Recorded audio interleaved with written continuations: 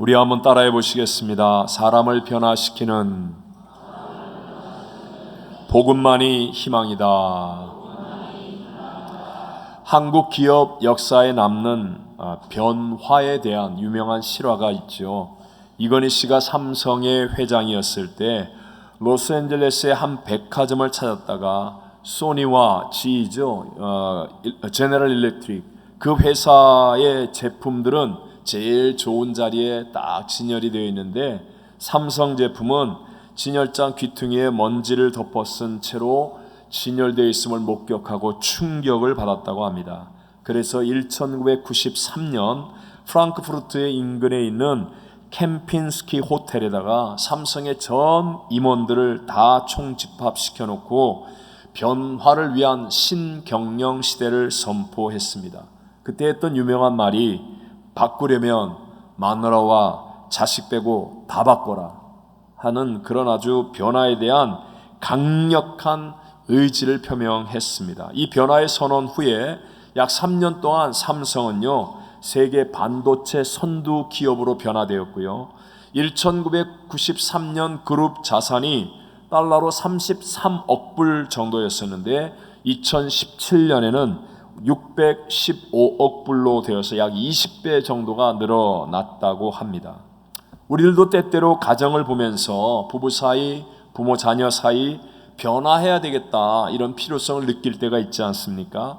직장이나 사업장에서도 변화가 정말 꼭 필요하구나 생각할 때가 있습니다. 내 몸을 바라보고 건강에 대한 이런저런 이야기를 들을 때마다 내가 진짜 다이어트 할 거야, 내 몸도 변화돼야 되겠어, 이렇게 생각할 때가 있지요. 사실 그동안 우리는 얼마나 많은 변화의 결심을 했었습니까? 그런데 막상 변화를 바르게 이루어가기는 정말 힘들다는 것을 뼈저리게 체험하지 않습니까? 그렇다면 여러분, 모든 것을 합력하여 선을 이루신 하나님, 모든 변화를 좋은 변화로 만드시는 그 하나님은 도대체 어떻게 변화를 이루어 가십니까? 하나님은 나 같은 멸망받을 이 죄인을 하나님이 사랑하는 새로운 피조물로 변화를 이루어 주셨습니다. 불순종의 종, 원수마귀 사단을 따르던 본질상 진노의 자녀였던 우리를 그리스도와 함께 살리셔서 하나님 보좌 우편에 앉는 구원을 얻는 자가 되도록 변화시켜 주셨습니다. 저와 여러분이 한 게 아니고요, 우리가 한 게 아니라 하나님이 하신 일이었다는 것입니다. 에베소 2장 8절을 읽어봅니다. 너희는 그 은혜에 의하여 믿음으로 말미암아 구원을 받았으니 이것은 너희에게서 난 것이 아니요 하나님의 선물이라. 이렇게 놀라운 좋은 변화를 이루시는 그 하나님, 하나님께서 우리에게 주시는 은혜입니다. 사람을 변화시키는 복음만이 희망이다 라는 제목을 가지고요, 이 시대를 살고 있는 저와 여러분에게 주시는 세 가지 은혜를 함께 나누기를 원합니다. 첫 번째, 저와 여러분의 희망은 복음이 사람을 변화시킬 수 있다는 것을 믿는 것입니다. 다시 한번, 저와 여러분의 희망은 무엇이? 복음이 사람을 어떻게 한다고요? 변화시킬 수 있다. 이것을 믿는 것이 우리의 희망이 되어진다는 거예요. 사실 우리는 수많은 다이어트를 결심했고 운동을 결심했었고 또 공부를 결심해 보았습니다. 하지만 모든 변화는 쉽지 않았습니다. 그럼 우리 인생의 진정한 변화, 끝까지 갈 수 있는 좋은 변화는 어떻게 일어나는 것입니까? 그것은 바로 근본이 변해야 온전한 변화, 끝까지 가는 변화가 될 수 있다는 것입니다. 근본이 변화되지 않으면요, 지속적인 어떤 변화를 기대할 수는 없습니다.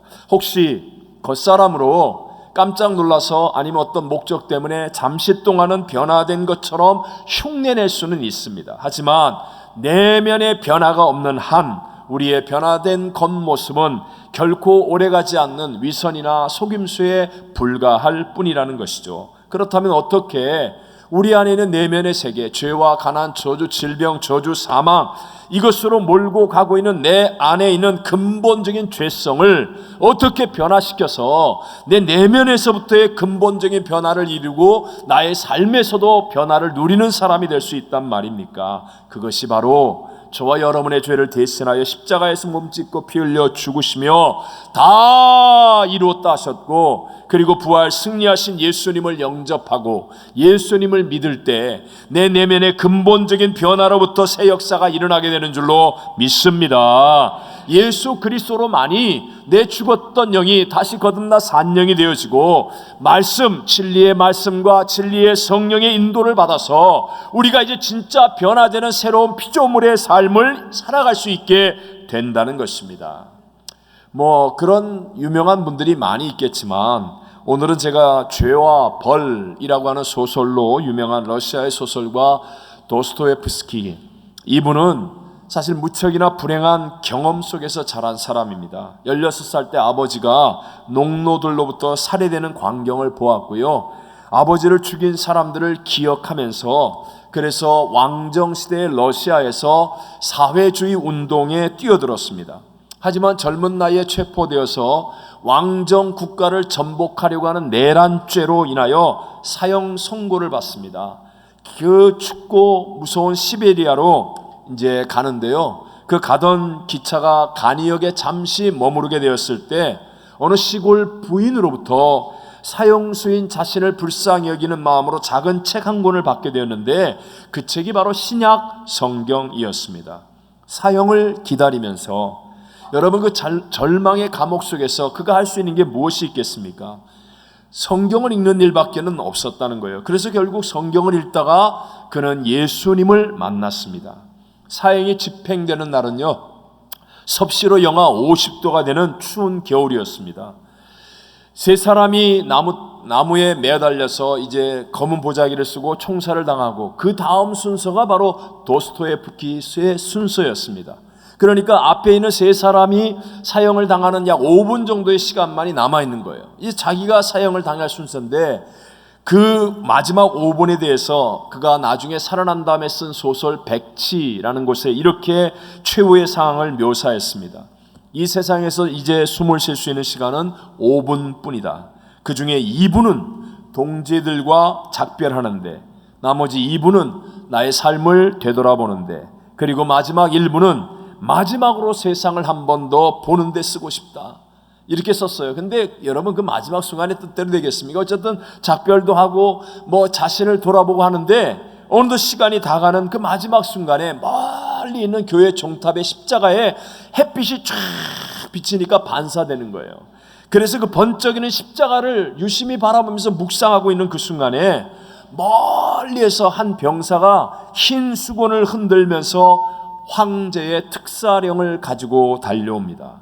사형 직전 특사를 받아 살아나게 되는 기적을 체험한 이 도스토옙스키는요, 정말 예수로 말미암아 내면에서부터 변화되어서 그 이후에 쓴 그의 모든 책은 다 읽어봐도 좋아요. 복음을 바탕으로 하는 변화된 아름다운 삶의 모습을 증거하는 것입니다. 예수만이 우리를 본질적으로 근본적으로 참된 변화를 일으켜주는 분임을 믿게 되시기를 바랍니다. 어떠한 이념, 어떠한 이론도 요란하고 화려하고 시끄러울 수는 있어도 사람을 근본적으로 변화시킬 수는 없습니다. 여러분, 세계 3분의 1을 빨갛게 물들였던 공산주의의 혁명으로 변화를 일으키겠다고 했던 스탈린이나 모택동, 비공식적인 숫자로 수천만 명을 죽였습니다. 그렇게 숙청하고 죽여도 사람의 근본은 안 바뀌었습니다.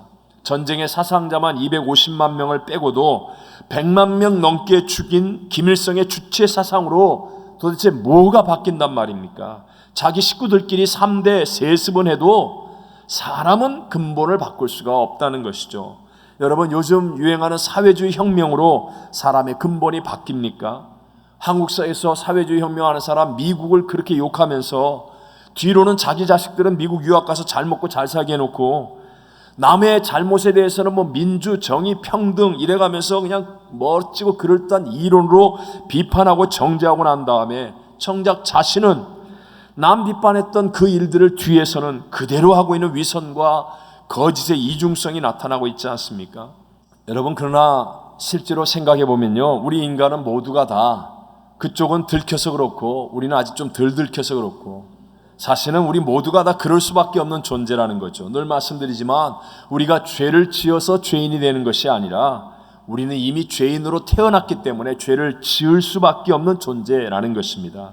그러니까 때로는 내가 들키지 않았다고 큰 소리를 하지만 나의 힘으로는, 세상의 힘으로는 나의 근본적인 변화도 일어나지 않고 세상도 바뀔 수 없다는 사실을 인정해야 됩니다.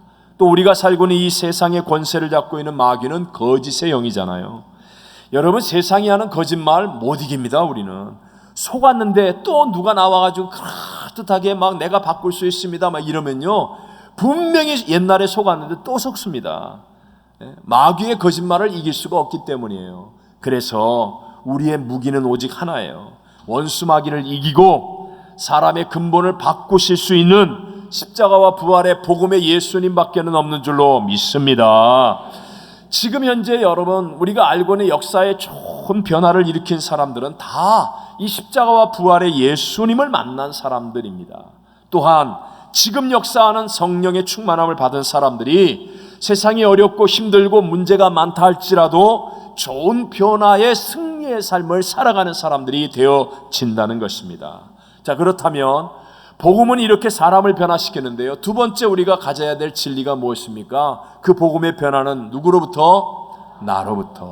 나로부터 시작되는 것임을 우리가 꼭 알아야 합니다. 오늘 본문 17절 말씀을 같이 한번 읽어봅니다. 예수를 배웠고 경배하나 아직도 의심하는 사람들이 있더라. 아멘. 지금 예수 그리스도를 만나 예수님 마지막 이 위대한 말씀을 듣고 있는 중에도요, 예수님을 만났어요. 예수님을 높이기도 하고 예수님 칭찬하기도 하고, 그런데도 불구하고 의심하는 사람들이 있다는 거예요. 그러니까 복음으로 자기 자신은 안 바뀌었다는 거예요. 그 무리 속에 함께 있기는 하지만 자기 자신은 안 바뀐 이 사람들을 통하여 다른 세상의 변화는 일어나지 않습니다. 왜? 여러분, 위대한 복음이 있는 교회 또는 구역, 교구, 위대한 복음을 가지고 있는데 왜 갈등과 다툼이 일어납니까? 그 이유는 한 가지인데요, 그것은 자기가 복음으로 변화되려고 하지 않고, 내가 먼저 복음으로 변화되어야 되는데 나는 변화되려고 하지 않고 다른 사람과 주변 환경을 나에게 맞추려고 하고 있기 때문에 일어나는 갈등과 다툼이라는 것입니다. 우리가 잘 알고 있는 소돔과 고모라 성은요, 악인이 많아서 하나님이 불로 심판한 것이 아니었죠. 그 성에 의인 10명만 있으면 하나님은 그 의인을 통하여 어떤 악한 것도 바꿔놓을 수 있으니까, 변화시킬 수 있으니까, 나 한 사람이 의인만 될 수 있었다면 거기에 아무리 많은 악이 있고 부조리가 있고 더러움이 있다 할지라도 하나님은 나를 통해서 변화시킬 수 있는데, 의인 10명이 없어서 소돔과 고모라 성이 하나님의 불의 심판을 받고 멸망했다는 사실을 기억해야 됩니다. 오늘도 동일하신 주님은요, 세상을 탓하지 않습니다. 세상이 더럽다고 야단치지 않습니다. 우리를 향하여 너희는 세상의 소금과 빛이라고 말씀하고 있습니다. 그러니까 여러분, 중요한 게 뭐예요? 세상이 아무리 악하고 Life is unfair라고 그랬잖아요. 세상이 아무리 불공평하고 악이 흥하는 것 같아도 우리는 어떤 사람이 돼야 됩니까? 우리는 예수님을 주님으로 바라보는 사람, 그리고 나의 주인이신 예수님을 순종하며 사는 것을 신실하게 입증하는 사람, 그렇게 살아가면요, 나도 모르게 소금이 되는 겁니다. 나도 모르게 세상의 빛이 되어지는 것입니다.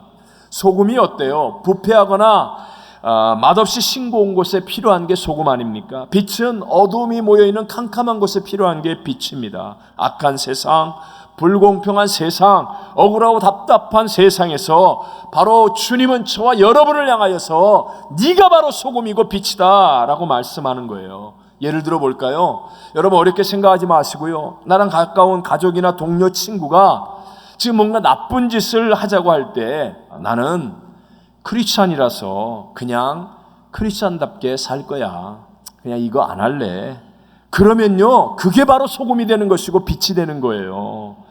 주변의 사람들이 다 알코올 또는 마약류 또는 도박, 세상의 트렌드야, 이런 거 안 하고 어떻게 재밌게 사냐, 이런 거 하면서 좀 재밌게 살아야지, 그러면서 자연스럽게 행하자고 같이 가자고 할 때, 그때 그냥 예수님 바라보고, 예수님 나의 주인이시니까 난 크리스찬이라 난 그냥 예배하러 갈래, 난 크리스찬이니까 난 그냥 내게 주신 말씀대로 살 거야, 말씀대로 난 이런 거 안 할 거야, 그러면 그냥 그렇게만 하면 그게 바로 소금이 되고 빛이 되는 거예요.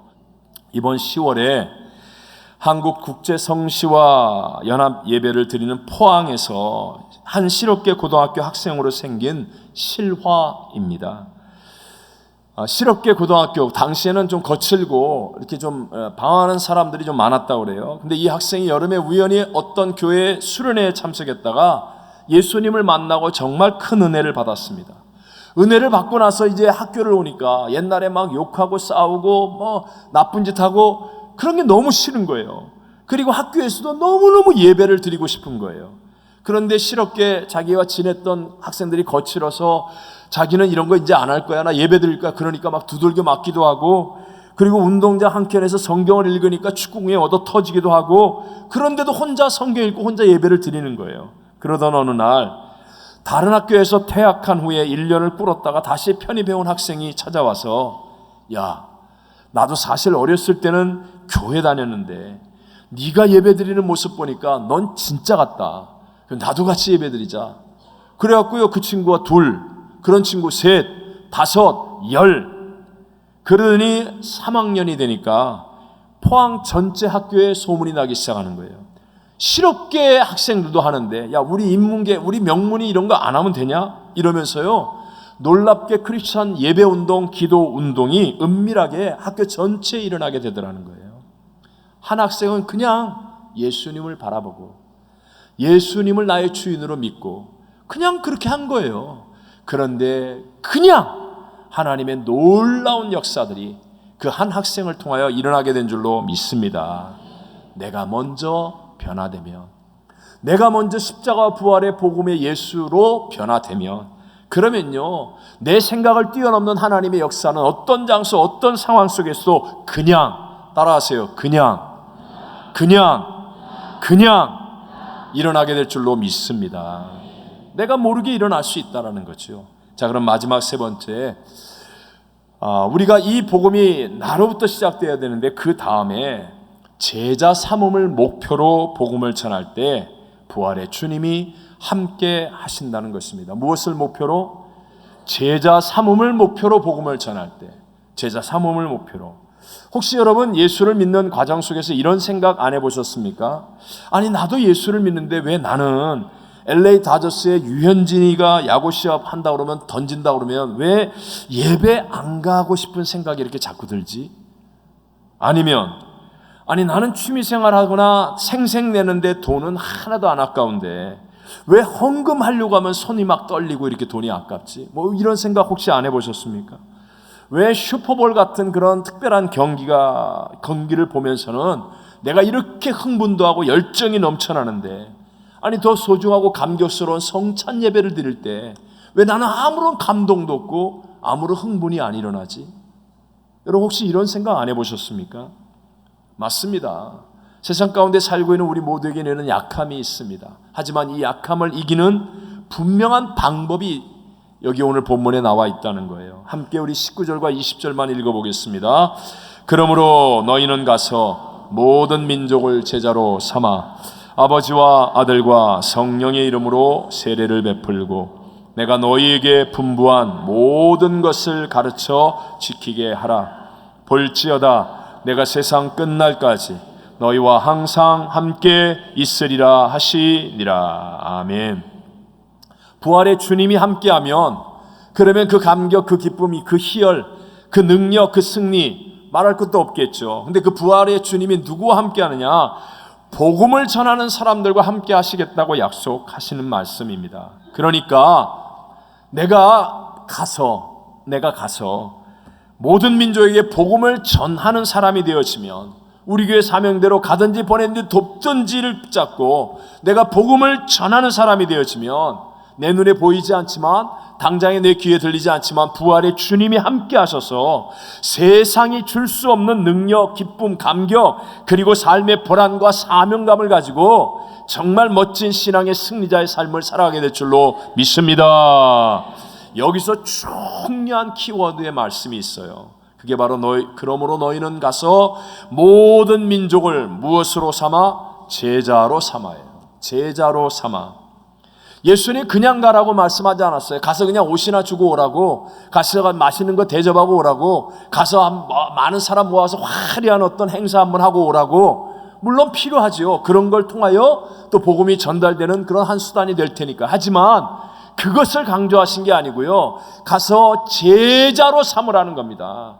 그런 행사를 했으면 그 가운데 정말 제자로 만들어야 된다는 거예요. 필요한 것을 공급해 주었으면, 옷을 입혀 주었으면, 먹을 걸 먹여 주었으면, 그 다음에 그 사람이 제자가 되도록 만드는 것을 할 때, 그때 부활의 주님이 우리와 함께 하셔서 하늘의 능력과 감격을 누리는 참된 신앙의 승리자가 되어진다는 것입니다. 여러분, 복음을 전하면요, 흥미롭게 여기고 따라와서 보고 들으려는 사람들 많이 있습니다. 근데 이 사람들 가운데 그 들은 복음의 말씀을 받아들여서 순종하는 사람이 바로 제자가 되는 사람이라는 거예요. 복음을 전할 때 우리가 해야 될 일이 뭐예요? 몇 명 모였다, 뭐 대단한 행사했다, 돈 많이 들었다, 뭐 주었다, 그것보다 더 중요한 게 그런 무리 속에 머물러 있지 않고 그 중에 말씀을 듣고 그대로 순종하여 행하는 사람이 나오는 제자가 되게 해야 된다는 거예요. 그러면 부활의 주님의 능력과 감격과 기쁨이 풍성한 열매로 넘치게 나타나게 된다라고 말씀합니다. 오늘 우리 교회에서 신앙생활할 때도 마찬가지죠. 2부 예배 분들은 그런 분이 없겠지만 사람들의 칭찬과 박수 또는 세상의 인정이 있어야만 힘이 나서 교회 나오는 사람들이 종종 있습니다. 사람들의 칭찬과 박수가 없거나 누가 알아주지 않고 인정해주지 않으면 헌신도 포기하고, 때로는 힘든 문제가 생기면 그냥 모르는 척 돌아설 수 있는 사람들은 제자가 아니라는 거예요. 이런 사람들은요, 기도에 간절함이 없습니다. 말씀에 대한 철저한 순종도 나오지 않습니다. 물론 이런 사람들 중에는 때때로 어떤 은혜도 받았고 기적도 체험하고 좋은 일을 경험하기도 한 사람도 있습니다. 하지만 아직까지 근본적인 변화는 일어나지 않는 사람입니다. 왜냐하면 자기중심적이고 눈에 보이는 현상적인 일에 더 관심이 많기 때문에요. 정말 내면으로부터 변화되는 십자가와 부활의 예수 복음이 그 안에서부터 역사할 수가 없다는 거죠. 제자는 그럼 어떤 사람입니까? 자기가 중심이 아니라 주인이신 예수님이 중심이 되는 사람인 것을 믿으시기 바랍니다. 그래서 제자인 사람들은요, 나의 주인이신 예수님 앞에 내 믿음의 신실함을 입증하기 위해 대가의 지불 또는 희생을 당연하게 여깁니다. 말씀을 순종할 때 어려운 거 괜찮습니다. 자기에게 유익한 일을 위해서는 주님이라도 등지는 사람이 아니라 오히려 주님을 위해서는 자기의 가장 소중한 것도 포기할 수 있는 사람이 제자라는 거예요. 자기를 부인하고 자기 PR, 자기 자랑이 아니라 자기를 부인하고 예수님을 높이고 자신이 져야 할 십자가가 있다는 것을 알고 기꺼이 그 십자가를 지고 갈 수 있는 사람, 바로 이런 사람이 제자이고요. 이런 사람들이 같은 제자를 만들기 위해 복음을 전할 때 그때 놀라운 부활의 주님의 역사가 함께하고 넘쳐나게 될 줄로 믿습니다. 특별히 저는요, 이 설교를 준비하면서요, 우리 한국 사람들은 정말 세계 복음화를 위하여 큰 사랑의 빚을 진 민족들이다, 정말 중요하다, 그런 생각을 가슴 깊이 또 한 번 했습니다. 여러분, 우리 근대사만 보아도요, 일본의 그 압제 속에서 우리 힘으로 해방됐습니까? 아니에요. 연합군의 도움으로 하나님이 그냥 불로 두 방 떨어뜨려서 우리가 해방 얻은 거 아닙니까? 공산주의 침략으로 떨어지면 낙동강 이제 끝인데, 근데 세계 젊은이들이 피 흘리는 유엔군의 참전으로, 전 세계 역사의 전무후무한 유엔군의 참전으로 우리나라를 반이라도 지킬 수 있는 거 아니었습니까? 그 후 하나님께서 우리 민족이 가졌던 그 복음의 전도의 열정, 그 선교의 열정을 보시고 세계 기독교사에 남을 부흥과 은혜를 부어주셨습니다. 그래서 2차 세계대전 이후 식민지에서 해방된 나라 가운데 민주화와 산업화를 동시에 이룬 나라는 단 한 나라밖에 없어요. 대한민국. 그것도 선진화를 이룬 유일한 나라가 되도록 하나님이 복을 부어주셨지 않습니까? 근데 지금은 우리의 신앙이 과거의 영광만을 자랑하고 편안하고 안일한 자리에 안주하려고만 하고 내 자리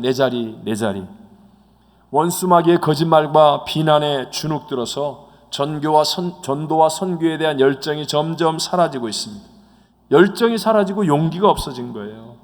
유럽의 교회들이, 그 큰 교회들이 과거의 영적 권세와 복을 잃어버려 가듯 우리들의 신앙도 하나님이 주시는 그 권세, 복, 은혜를 잃어버려서는 안 된다는 것이죠. 우리에게 주어진 하나님의 기회를 붙들고 우리 가든지 보내든지 돕든지 사명을 따라 모든 민족을 제자 삼는 복음의 전파자가 되는 성도와 교회 되시기를 바랍니다. 한번 생각해 보세요. 2017년 통계로 세계 국가 중에 인구수가 1위에서 20위에 들어가는 나라 가운데 11개가 아시아에 있는 나라입니다. 근데 1위가 중국인데 14억이에요. 2위가 인도인데 13억입니다. 4위가 인도네시아 2억 7천만, 6위가 파키스탄 2억, 8위가 방글라데시 1억 7천만 명. 아시아의 5나라만 합쳐도요 34억이 넘습니다. 여러분, 이렇게 많은 아시아 사람들을 제자 삼을 수 있도록 세움을 받은 나라가 바로 우리나라 아닙니까?